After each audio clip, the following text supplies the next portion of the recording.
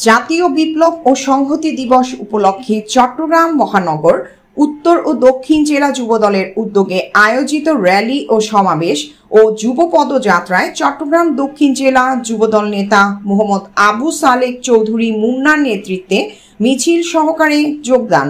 বিস্তারিত দেখুন এম হান্নান রহিম তালুকদারের তথ্যচিত্রে। জাতীয় বিপ্লব ও সংহতি দিবস উপলক্ষে বাংলাদেশ জাতীয়তাবাদী যুবদলের উদ্যোগে আয়োজিত সমাবেশ ও যুব পদযাত্রায় পদবঞ্চিত মজলুম বাঁশখালী উপজেলা ও পৌরসভা যুবদলের মিছিল সহকারে যোগদান করেন।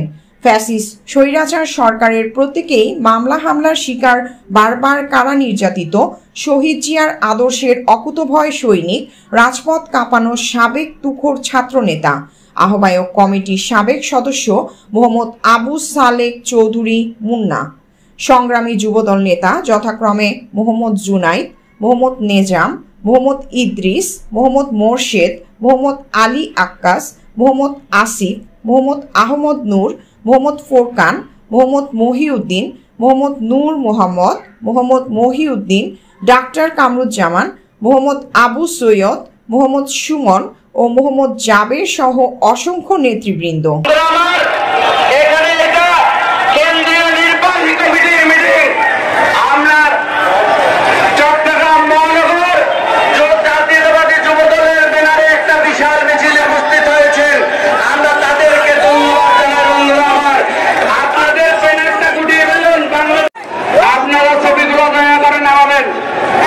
নেতাকে ছবি উপস্থাপনের মধ্য দিয়ে বড় করা যায় না।